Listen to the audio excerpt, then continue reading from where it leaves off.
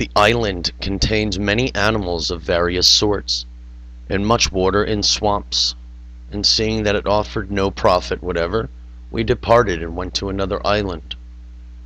We found that this other island was inhabited by very tall people. We landed to see whether there was any fresh water, and not thinking it was inhabited, as we had not seen anyone, we came upon very large footprints in the sand, as we were walking along the beach.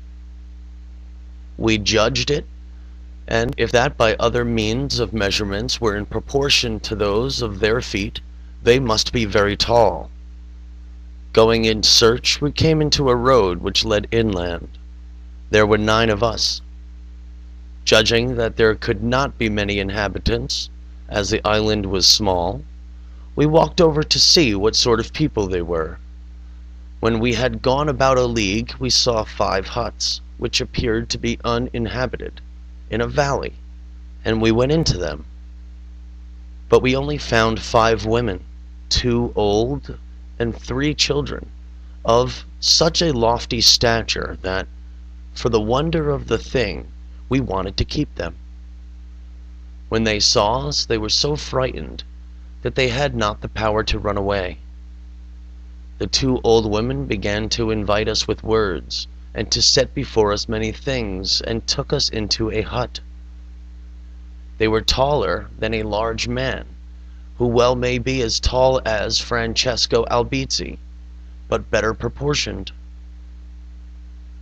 Our intention was to take the young girls by force and bring them to Castille as a wonderful thing.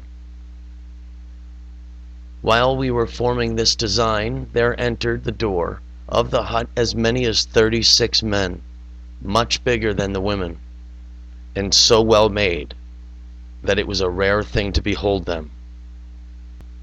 They, in like manner, put us in such a state of being perturbed that we rather wished we were on board than having dealings with such people.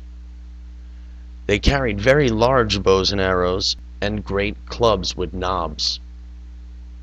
They talked amongst themselves in a tone as if they wished to destroy us. Seeing ourselves in such danger, we made various suggestions to one another. Some proposed that we should attack them in the hut. Others said that it would be better to do it outside, while others advised that we should not take any action until we saw what the natives were going to do.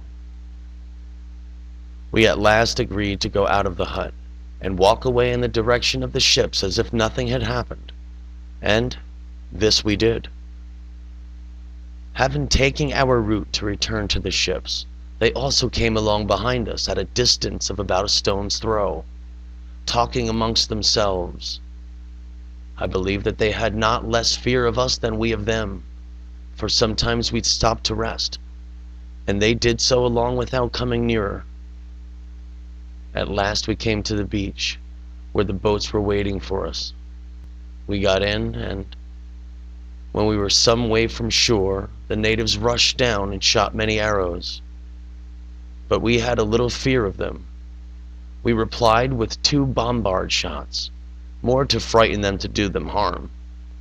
They all fled into the woods, and so we took leave of them, thankful to escape after a dangerous adventure.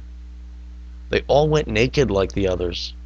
We called this island the Island of the Giants, by reason of their stature.